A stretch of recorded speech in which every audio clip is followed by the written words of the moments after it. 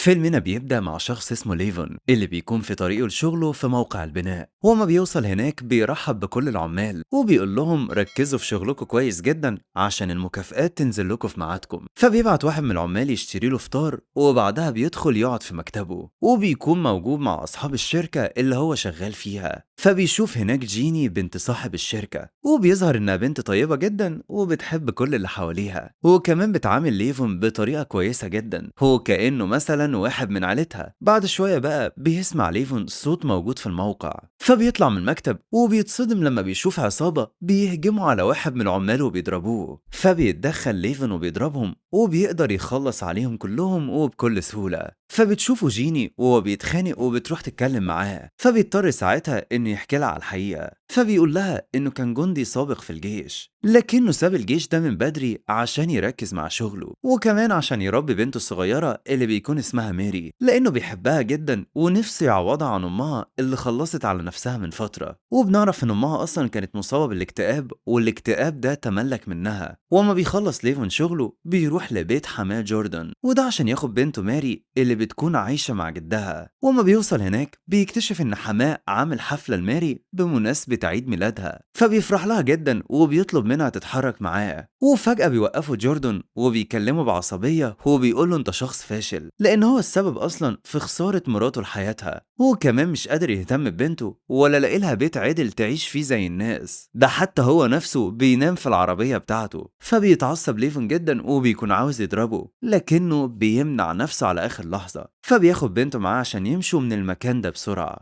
المهم بيروح مع بنته المطعم في المدينة وهناك بيحتفل معاه بعيد ميلادها وبيديها كمان هدية صغيرة بمناسبة عيد ميلادها. واما بتفتح الهدية بتلاقي فيها برواز فيه صورة ليها هي وامها، فبتفرح جدا بالصورة وبتفتكر أمها، وساعتها طبعا بتحزن بسبب فراقها لوالدتها وكمان ما بتكونش عاوزة تخسر أبوها. فبيروح بعدها ليفون عشان يقابل المحامي بتاعه وبيطلب منه إنه يساعده عشان يخلي حضانة بنته معاه. فبيعرفوا المحامي إن حماه جوردن عاوز يخلي البنت تعيش معاه هو، وأصلا الصبح كان بيكلمه بطريقة وحشة عشان يستفزه ويضربه. ساعتها طبعا هيرفع قضية جديدة على ليفون وهيكسب قضية الحضانة. فبيطلب المحامي من ليفون إن يكون هادي جدا عشان يخلي بنته تعيش معاه، وبيقترح عليه كمان إنه يقعد مع جوردن ويتكلم معاه على أمل إنهم يلاقوا أي حل للمشكلة ديت. فبيرفض ليفون وبيكون مصمم إن بنته تعيش معاه هو، وبيقرر إنه يلاقي بيت عشان يعيش فيه مع بنته. بالليل بقى بتكون جيني موجودة في بار في المدينة مع أصحابها، وهناك بتلاحظ إن موظف معجب بيها جدا، فبتروح تتكلم معاه وبتعرف إن اسمه ديفيد، وبعدها بترجع عشان تقعد مع أصحابها. لحظتها بقى بيبعت ديفيد اسمها لشخص مجهول، وبعد شوية الشخص ده بيوصل وبيكون اسمه فايبر وبيكون معاه المساعدة بتاعته. فبيفضلوا وقتها يراقبوا جيني لحد ما بتدخل الحمام مع صاحبتها، واما بتخرج من الحمام بيهجم عليها فايبر وبيخدرها عشان يخطفها. في تاني يوم بقى بيروح ليفن للشغل وهناك بيعرف ان جيني ما رجعتش من امبارح بالليل وبيكون ابوها شاكك انها اتخطفت. فبيطلب من ليفن ان يساعده عشان ينقذ بنته، هو بيعرض عليه وقتها فلوس كتيرة قوي، بس ليفن بيتوتر وبيكون عاوز يقبل العرض لانه محتاج فلوس كتير جدا عشان يشتري بيت جديد ليه ولبنته ماري. بس في النهاية بيرفض الموضوع لان لو اتقبض عليه او حد شافه وهو بيتعامل مع العصابات ديت للأسف هيخسر بعدها بنته ماري للأبد. فبيروح وقتها ليفون لصاحبه جوني وده صديق قديم ليه من فترة الجيش. بيظهر بقى على جوني إن عنده إصابة في عينيه وإنه للأسف مش بيشوف من وقت خروجه من الجيش. فبيقعد ليفون يتكلم معاه وبيحكي له عن اللي حصل مع جيني، فبيطلب منه جون انه ينقذها لانه عارف انه بيحبها جدا زي بنته، وكمان لانها بنت صغيره وما ينفعش تخسر حياتها بسهوله. وفعلا ليفون بيقتنع بكلامه، فبيرجع لرئيسه في الشغل وبيقول له انا موافق ان ادور لك على بنتك. المهم بيروح بالليل للبار اللي كانت فيه جيني، واما بيوصل لهناك بيلاحظ ديفيد موظف البار، فبيعرف ان ديفيد شغال ديلر، فبيقرر يراقبه عشان يعرف منه اللي حصل لجيني بالظبط. فبيبدأ ليفون يدور على أي دليل في المكان عشان يساعده في مهمته للوصول لجيني. وفجأة بيلاقي على الأرض إن في ألماسة من سلسلة جيني، وبيلاحظ إن كل كاميرات المراقبة متعطلة، وبيكون متأكد إن ديفيد عارف كل حاجة. فبيفضل مستني لحد ما ديفيد بيخلص شغله، وبعدها بيبدأ يتحرك بعربيته عشان يروح. بيظهر لحظتها بقى إن ليفون زرع له جهاز تعقب، فبيفضل ماشي وراه لحد ما بيوصل للبيت. فبيطلع ورا ديفيد وبعدها بيدخل عليه، وبيكون معاه السلاح بتاعه عشان يهدده بيه. وبعدها بياخده للحمام وبيفضل يكسر فيه، وبيفتح المية عليه كمان عشان يعترف بالحقيقة، لحد ما بيقوله ديفيد جيني فعلا اتخطفت، وبيعرفه ان اللي خطفوها دول مافيا. وفجأة بيسمع ليفون صوت شابين في الشقة، فبياخد ديفيد وبيطلع عشان يقابل الشابين دول. وفجأة الشابين بيضربوا عليه رصاص، بس الرصاص بيدخل كله في جسم ديفيد وبعدها بيخسر حياته. وبعدها بيضربهم ليفون بالرصاص وبيخلص عليهم هما كمان، وبيلاقي على وسطهم رزم فلوس، فبياخدها معاه وبيشوف الوشم المرسوم على جسمهم، فبيعرف العصابة اللي هم بينتموا لها. في تاني يوم بقى بيكون ليفون لسه واقف قدام بيت ديفيد، فبيشوف زعيم العصابة وهو داخل البيت ومعاه المساعدين بتوعه. فبيطلع زعيم العصابة لشقة ديفيد وبيلاقي الجثث كلها على الأرض، فبيطلب من مساعدينه إنهم يدوروا على اللي عمل كده. فبيوصل بعدها فريق التنظيف وبيشيلوا الجثث وبينضفوا البيت قبل ما الشرطة توصل. بعد شوية بقى بيمشي زعيم العصابة اللي بيكون اسمه فولو، فبيمشي وراه ليفون لحد ما بيوصل عند بيته. فبيفضل مستخبي لحد ما بتيجي اللحظة المناسبة، وبعدها بيدخل البيت بدون ما أي حد يشوفه. فبيهجم على فولو وبيضربه فبيفقد الوعي. وأما بيفوق فولو بيلاقي نفسه مربوط على كرسي عند حمام السباحة، فبيهدده ليفون إنه هيخلص عليه لو ما قالوش على مكان جيني. فبيعرفه فولو إن اللي خطفها شخص اسمه ديمي، فبيقرر ليفون وقتها يخلص عليه وبيرميه في حمام السباحة. وبعد شوية بيوصل أخو فولو اللي بيكون اسمه سايمون، وبيظهر إن مساعدين فولو هم أصلا ولاد سايمون الاتنين. فبيراجع سايمون كاميرات المراقبة وبيشوف ليفون، فبيؤمر ولاده يجيبوه في أسرع وقت ممكن عشان يعاقبوا على اللي عمله في أخوه. ووقتها بتدخل واحدة من أفراد العصابة اسمها أرتي على البنت جيني، فبتديها أكل ولبس جديد وبتطلب إنها تستعد عشان خلاص هتقابل مصيرها. بالليل بقى بيعرف ليفون عنوان البار بتاع ديمي، واللي المفروض بيبقى زعيم العصابة اللي خطف جيني. فبيعرف إن ديمي زعيم عصابة بيشتغل لحساب المافيا الروسية، فبيقرر إنه هيروح له لحد البار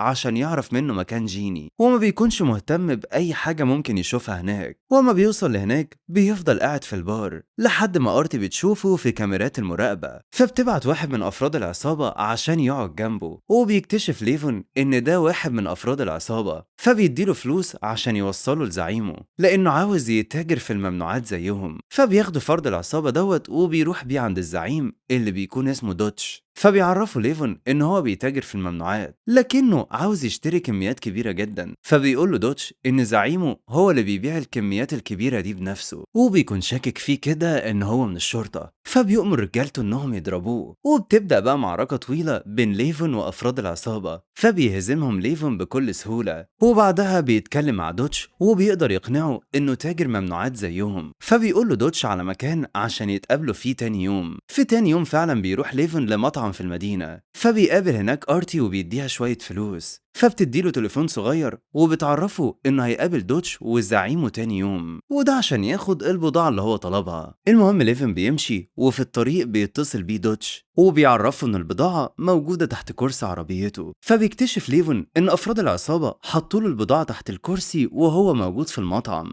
هو بيقول له دوتش قابلني تاني يوم، لانهم هيقابلوا زعيم العصابة الكبير اللي هو ديمي، هو اللي المفروض ان هو اللي خاطف جيني. فبيرمي ليفن البضاعة عشان يخلص منها. هو بيقرر يروح تاني يوم عشان يقابل ديمي. المهم بالليل بتروح آرتي عشان تقابل شخص مجهول، فبتديله شنطة كبيرة جدا وبتعرفه ان جيني موجودة جوه الشنطة. فبيفتح الشخص ده الشنطة وبيقرب من جيني لكنها بتطعنه في خده، فبيتعصب جدا وبيطلب من آرتي تاخدها وتمشي. وفي تاني يوم بيروح ليفن عشان يقابل ديمي زعيم العصابة، وبيلاحظ ان عنده حراس كتير جدا وانه مستحيل يقدر يخلص عليه بسهولة، فبيضطر يكمل في كدبته وبيعرفه انه تاجر ممنوعات، وبيديله كمان فلوس كتير قوي عشان يشتري بيها ممنوعات منه. فبيفرح ديمي وبيديله كل البضاعة اللي هو عايزها، هو بيقول له خلاص بقى اعتبر نفسك كده انت بقيت واحد مننا، واطلب كمان بعد كده الكمية اللي انت محتاجها، وده عشان يساعدهم انهم يسوقوا البضاعة بتاعتهم في اماكن وولايات تانية غير الولاية اللي هم فيها. ساعتها ليفون بيكون متعصب جدا من بروده، وبيكون عاوز يخلص عليه في لحظتها عشان يرجع البنت جيني، لكنه بيمسك نفسه لانه بكده ممكن يخسر حياته. المهم بياخد البضاعة منه وبيمشي وبيرمي البضاعة ديت. بالليل بقى بيشوف ليفون صور جيني وهي في الحفلة، وبيتصدم أول ما بيشوف فايبر في الحفلة، فبيفتكر إن شافه وهو بيتكلم مع دوتش، فبيتوقع أصلا إن هو اللي خطف جيني، وبيقرر يراقبه عشان يعرف الحقيقة. المهم بيروح وبيقف قدام البار بتاع دوتش، وفي اللحظة دي أرت بتشوفه في كاميرات المراقبة، فبتتصل بأولاد سايمون وبتعرفهم إن الشخص اللي بيدوروا عليه موجود دلوقتي قدام البار، فبيجوا بسرعة عشان يخلصوا عليه، وبالتالي ينتقموا منه على اللي عمله في عمهم فولو. ومجرد ما بيقربوا من عربية ليفن بيتعرف عليهم ليفن بسهولة، وبعدها بيهرب منهم، فبياخد موتوسيكل وبيتحرك بيه بسرعة. وبعد مطاردة طويلة ما بينهم بيخبط ليفون في عربية شرطة على الطريق، وبيظهر أصلا إن عربية الشرطة دي كانت عمالة بتراقبه من الأول لأنها أصلا بتشتغل لحساب المافيا. فبيمسك أولاد سايمون ليفون عشان يرجعوا بيه لأبوهم وينتقم منه بنفسه. المهم في الطريق بيفضل ليفون يضربهم لحد ما بيسرق مسدس واحد منهم، فبيضرب رصاصة على السواق وبتتقلب بيهم العربية على الطريق. ووقتها بيضرب ليفون نار على الاتنين الباقيين وبيخلص عليهم، فبيهرب من العربية عشان يرجع لبيته. بعد شوية بقى بيوصل فريق التنظيف وبياخدوا الجثث، وبيرجعوا لسايمون اللي بيتجنن أول ما بيشوف جثث أولاده الاتنين قدامه، فبيقرر إنه يعمل اجتماع مع زعماء العصابات عشان يوصل لأقوى المجرمين ويخلص من ليفون للأبد. المهم في الاجتماع بيقترح عليه واحد من زعماء المافيا إنه ياخد 2 مقاتلين من عنده، وفعلا سايمون بيوافق. ووقتها ديمي بيكون مع مساعده فايبر، فبيتخانق معاه بسبب اللي حصل مع جيني، وبيطلب منه يخلص عليها لأنها هتكون السبب في مشاكل كتير قوي ليهم. وما بيخلص كلامه معاه بيروح يقابل سايمون اللي بيكون عمه، وبيظهر لحظتها أصلا إنه هو ابن فولو، لكنه ما كانش بيحبه ومش مهتم يعرف أصلا إذا كان لسه عايش ولا لأ، لكنه بيقرر ينتقم من ليفون بسبب اللي عمله في ولاد عم سايمون. في تاني يوم بقى بيروح ليفون عشان يجيب بنته من المدرسة، وفي الطريق بتحكي له ماري إن جدها وعدها إنه هيعدي عليها النهاردة عشان يروحها بعد المدرسة. فبيشك وقتها ليفون إن جوردن مخطوف، فبيروح له البيت، وما بيوصل هناك بيلاقي إن البيت بيتحرق، فبيدخل بسرعة وبيلحق جوردن على آخر لحظة قبل ما يتحرق في وسط النار. طبعا جوردن بيشكره جدا لأنه أنقذه، بس بيفضل متضايق منه برضه بسبب مشاكلهم القديمة. فبيقرر ليفون إن يخبي بنته عند صاحبه اللي اسمه جوني، وفعلا بيوديه لهناك، وبيطلب من جوني ومراته يهتموا ببنته لحد ما هو يرجع. المهم بينزل لقبو البيت بتاع جيمي، وبياخد أسلحة من هناك عشان يحارب العصابة. بالليل بتكون جيني مربوطة في عربية فايبر، وبيكونوا في طريقهم للغابة عشان يخلص عليها، وفجأة بتبدأ جيني تخبطه لحد ما بيعمل حادثة بالعربية وبتقف العربية منهم، فبتنزل جيني بسرعة من العربية قبل ما يفوقوا يخلصوا عليها، وبعدها بتطلع تجري لحد ما بتوصل للطريق، وهناك بتلاقي إن في عربية شرطة فبتوقفها بسرعة، وبتركب مع المحققين عشان توصل لاسم الشرطة، لكنها بتتصدم أول ما بتلاقيهم بيرجعوها للغابة تاني، فبتفهم إنهم شغالين مع المافيا. المهم في الغابة بيتعصب عليها فايبر، وبيكون عاوز يخلص عليها عشان يخلص من مشاكلها الكتيرة، وفجأة بيتصل بيه الشخص اللي جرحته جيني، فبيطلب الشخص ده اللي بيكون اسمه جاريت من فايبر انه يجيب له جيني على البار عشان عاوز يخلص عليها بنفسه. ساعتها بقى بيروح ليفون للبار بتاع ديمي، وبيخلص على كل الحراس لحد ما بيوصل لديمي، فبيضربه برصاصة في ايده عشان يجبره يعترف بكل حاجة، وبيوري له كمان صورة جيني، فبيقول له ديمي انها هتكون موجودة في بار لرجال الاعمال والمافيا، فبياخدوا ليفون معاه وبيتحركوا في اتجاه البار. ولما بيقربوا من مكان بينزلوا بسرعة من العربية، فبيخلص ليفون على ديمي عشان يخلص منه لانه كده كده خلاص ما بقاش محتاجه. المهم بيروح بسرعة على البار، وفي البار بتكون جيني متعلقة من ايديها في السقف، فبيقرب منها جاريت عشان يجرحها زي ما جرحته في وشه من يومين. وفجأة بيسمع جاريت صوت في البار، فبيظهر ان ليفون وصل للبار وبيبدأ يهجم بيهجم على أفراد العصابة لحد ما بيخلص عليهم كلهم، وبعدها بيدخل الأوضة الموجود فيها جيني وبيخلص على جاريت برصاصة واحدة، وبعدها بيهجم على فايبر وبيفضل يضربه لحد ما بيخلص عليه. في لحظتها بقى بتقرر جيني إنها تشارك معاه، فبتخنق آرتي برجليها لحد ما بتخلص عليها. هو وقتها بيروح ليفون عشان يفك آرتي ويهربوا. المهم قدام البار بيوصل أقوى مقاتلين للمافيا، فبيشوفوا قدامهم عربية الشرطة وبيولعوا فيها، وبعدها بيدخلوا للبار عشان يخلصوا على ليفون، لكنه بيقدر يخلص على واحد منهم بسهولة، وبعدها بيضرب قنبلة على الشخص التاني وبيقدر يخلص عليه هو كمان. فبياخد جيني وبيهربوا من البار بسرعة، وبيظهر وقتها إن سايمون كان عمال بيراقبه، فبيتصل على زعيم المافيا عشان يطلب منه الإذن إن يخلص على ليفون عشان ينتقم منه. فبيسيبوا زعيم المافيا يتصرف براحته، وده عشان ياخد حقه وحق أخوه وولاده. هو ما بيكونش مهتم أصلا بالمشاكل اللي ما بينهم.